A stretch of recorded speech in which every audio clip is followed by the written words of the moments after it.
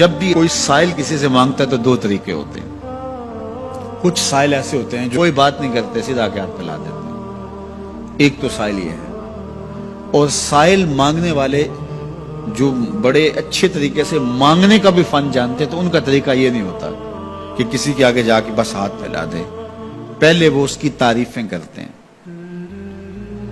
پھر جو ہے وہ اس کی رحم دلی کا ذکر کرتے ہیں، پھر اس کے مال و اسباب جو اس کو دیے گئے ہیں ان کے قصیدے پڑھتے ہیں، پھر اپنی وفاداری کا اظہار کرتے ہیں، پھر جھولی پھیلاتے ہیں. تو یہ دوسرا اور مہذب طریقہ ہے. ایک تو مانگنے والا اپنی ضرورت کو یوں ہی کسی کے سامنے رکھ دے، اور ایک یہ ہے کہ مانگنے والا اپنی ضرورت کو رکھنے سے قبل جس سے مانگ رہا ہے پہلے اس کی تعریف کرے. اب بندے اللہ سے ہدایت مانگنے کے لیے کھڑے ہوئے، پہلے تو وضو کیا، صاف ستھرے ہوئے، کانوں پہ ہاتھ لگائے، اس کے بعد ہاتھ باندھ کے ادب سے کھڑے ہو گئے، اور اب مانگنے لگے تو کیا بولے؟ الحمدللہ رب العالمین.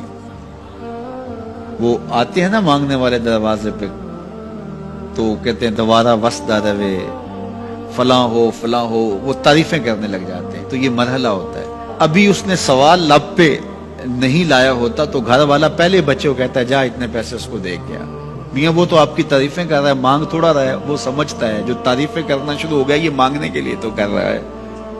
اللہ اکبر. تو جب بندہ الحمدللہ کہتا ہے رحمتیں اسی وقت برسنا شروع ہو جاتی ہے. الرحمن الرحیم. میں سخی کی دہلیز پہ کھڑا ہوں جو رحمان بھی ہے جو رحیم بھی ہے، محض اپنے کرم سے عطا کرتا ہے. رحم کی بھیک مانگ رہا ہوں. پھر کیا کہہ رہا ہے؟ مالک یوم الدین. کسی کنگال سے نہیں مانگ رہا، اس سے مانگ رہا ہوں جو مالک ہے، دنیا کا بھی مالک ہے، آخرت کا بھی مالک ہے. پھر اس کے بعد اگلی بات کیا کہتا ہے؟ ایاک نعبد و ایاک نستعین. مالک میں پوچھتا بھی تجھے ہوں اور مانگتا بھی تجھ سے ہوں. دیکھو سائل اس اعتبار سے بھی دو طرح کے ہوتے ہیں. ایک سائل ہوتا ہے جو بائی پاس پہ اترتا ہے، ایک کے گھر کے سامنے جاتا ہے، یہی طریقہ صحیح مانگنے کا، لیکن جاتا ہے کہ گھر کے سامنے تعریفیں کرتا ہے اور مالک خانہ کو پتا ہوتا ہے کہ یہ ہمسایہ سے بھی مانگ کے آیا ہے، میرے گھر سے بھی مانگ رہا ہے، اگلے گھر سے بھی مانگنا ہے. تو وہ اسے تھوڑا سا آٹا دے دیتا ہے، 1 روپیہ دے دیتا ہے. اس کو پتا ہے اس نے پورا گاؤں مانگنا ہے، آدھا گاؤں مانگ آیا ہے، آدھا گاؤں اس نے ابھی مانگنا ہے. تو سارے 1 روپے دیتے ہیں. ایک تو سائل وہ ہے جو در در پہ جاتا ہے، اور ایک سائل بائی پاس سے اترا، وہاں سے پل عبور کیا، پھر گلی سے گزرتے ہوئے یہاں آیا، اور یہاں آ کے آپ کے ساتھ اس نے کہا کہ میں کسی در پہ نہیں گیا، آپ کے پاس آیا ہوں، اب آپ نے میری ضرورت پوری کرنی ہے. تو پھر 8 آنے 5 روپے تو نہیں دیے جائیں گے. پھر تو جو میری استطاعت ہوگی، جو آپ کی استطاعت ہوگی، اس استطاعت کے مطابق دیں گے کہ یہ سارا شہر چھوڑ کے آیا ہے، یہ کسی سے نہیں مانگتا، یہ مجھ سے ہی مانگتا ہے. تو پھر آپ اس کی ضرورت پوری کریں گے. اگر آپ کے بس میں ہوا تو مانگنے والا کیا کہہ رہا ہے؟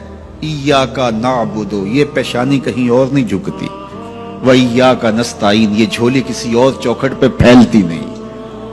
وہ کریم، وہ مالک رب جو تمام جہانوں کا رب ہے، میں اس کی دہلیز پہ کھڑا ہوں اور آیا سیدھا اسی کی دہلیز پہ ہوں. نہ اس سے پہلے کسی در پہ گیا ہوں، نہ اس کے بعد کسی در پہ جانا ہے. تو پھر مالک بھی کرم نوازیاں اور رحمتیں اس کی جھولی میں ڈال دیتا ہے. اب اتنی لمبی تمہید باندھنے کے باوجود مانگا کیا؟ ذرا غور کیجئے. یہ وہ ہے جو ہم ہر روز ہر نماز کی ہر رکعت میں مانگتے ہیں. اور مانگنے کا طریقہ کتنا خوبصورت ہے، اور مانگنے والے یوں ہی مانگا کرتے ہیں. پہلے جس سے مانگنا اس کی تعریفیں کرتے ہیں. آپ نے مانگنے والوں کو دیکھا جو سلیقے سے مانگتے ہیں، تیرے بچے وسط دے رہے ہیں، تیری جد آباد رہے، تیرا خاندان آباد رہے، وہ مانگتے ہیں. اس طرح پہلے تعریفیں کرتے ہیں، پھر کہتے ہیں تیری فیکٹریاں چلتی رہیں، تیرے جو ہے تیری جائیداد بڑھتی رہے. تو وہ اس کے خزانوں کا ذکر کرتے ہیں، اور پھر کہتے ہیں کہ یہ فقیر نمانہ تیری چوکھٹ پہ آیا ہے، اس کی ضرورتیں تو پوری کر دے. اب بندہ بھی اللہ کے حضور جب حاضر ہوتا ہے تو مانگنے کا سلیقہ کیا ہے؟ سب سے پہلے کہتا ہے الحمدللہ رب العالمین. میں کسی کنگال کی چوکھٹ پہ نہیں آیا، تمام جہانوں کے پالن ہار کی چوکھٹ پہ آیا. اسی کی تعریفیں اختیاری بھی غیر اختیاری بھی، واسطے کے ساتھ بھی بلا واسطے کے ساتھ بھی. اسی کی خوبی ہیں، سارے اسی کے کمال ہیں، وصف سارے اسی کے ہیں. پھر اس کے بعد کہتا ہے الرحمن الرحیم، وہ رحمان بھی ہے وہ رحیم بھی ہے۔ پھر اس کے بعد کہتا ہے مالک یوم الدین، وہ دنیا کا ہی مالک نہیں، آخرت کا بھی مالک ہے، یوم حساب کا بھی مالک ہے۔ پھر اس کے بعد اپنی وفاداری جتلاتے ہوئے کہتا ہے ایاک نعبد و ایاک نستعین، مالک سارا جہاں بس رہا ہے، میں نے کسی سے نہیں مانگا، میں نے جھولی تیری چوکھٹ پہ پھیلائی ہے، میری پیشانی تیرے حضور جھکتی ہے، یہ پیشانی کسی اور کے حضور کبھی نہیں جھکی نہ جھکے گی۔ یہ سب عرض کرنے کے بعد پھر مانگتا کیا؟ اہدنا الصراط المستقیم، مالک مجھے سیدھی راہ پہ چلا دے، میں تیرے حضور آیا ہوں، مجھے ہدایت کا نور عطا کر دے۔ انشاءاللہ یہ ہدایت کیا ہے اور ہدایت کی قسمیں کیا ہیں، اور پھر اس دعا کا جواب اللہ کی طرف سے کیا آتا ہے، اور بندے پہ کتنی کرم نوازیاں ہوتی ہیں، انشاءاللہ یہ مضمون کل ہوگا۔ اللہ مجھے آپ کو اپنی رحمتوں کے سائے میں رکھے۔